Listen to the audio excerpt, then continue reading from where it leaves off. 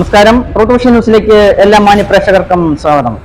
കൊല്ലം കടയ്ക്കലിൽ അജ്ഞാത സംഘം വീട്ടിൽ അതിക്രമിച്ച് കയറി കണ്ണിൽ മുളകുപൊടി വിതറിയ ശേഷം മധ്യവയസ്കന്റെ ഇരുകാലുകളും തല്ലിയൊടിച്ചു. കഴിഞ്ഞ ദിവസം രാത്രി 9 മണിയോടുകൂടിയാണ് സംഭവം നടന്നത്. പ്രതികൾക്കായി കടയ്ക്കൽ പോലീസ് അന്വേഷണം ആരംഭിച്ചു.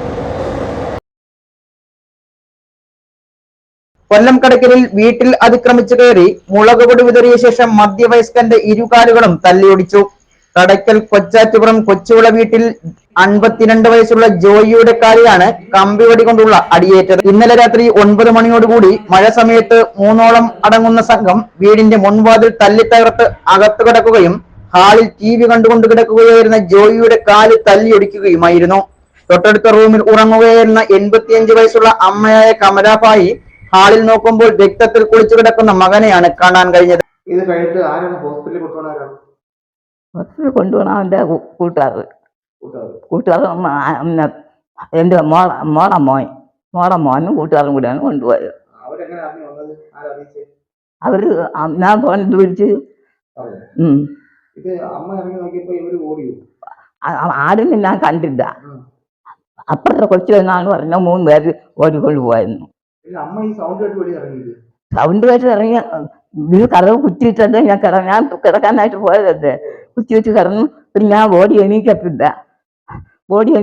എണീച്ച് ഒന്ന് കഥ പറഞ്ഞു തരുമ്പോ അവര് അടിയും മറന്ന് പോവുകയും ചെയ്തു. അറിയില്ല അവിടെ തന്നെ കിടന്നത്. ആ കിടന്ന ഒരാളാണ് ആ കിടക്കുന്നത്. അപ്പുറത്ത് കുറച്ച് കഴിഞ്ഞപ്പോ പോലീസ് വന്ന് പോലീസും പോയി അതിന് ആശുപത്രിയിലും കൊണ്ടുപോയി. ആ ഒരു പിടിയും ഇല്ല. അപ്പുറത്തെ കൊച്ചു പറഞ്ഞാണ് അതിന് അറിഞ്ഞൂടല്ല. 2 പൊക്കമുള്ള ആളുകളാണ്.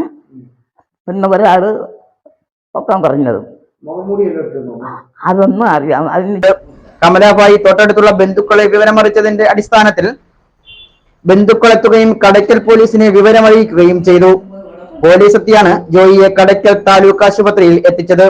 അവിടെ നിന്നും ജോയിയെ തിരുവനന്തപുരം മെഡിക്കൽ കോളേജിലേക്ക് മാറ്റി. കടയ്ക്കൽ പോലീസ് കേസെടുത്ത് അന്വേഷണം ആരംഭിച്ചു. 3ഓളം പേർ സംഭവത്തിന് ശേഷം ഓടിപ്പോകുന്നതായി അയൽവാസികൾ കണ്ടതായി കമലാഭായി പറഞ്ഞു. News desk route news.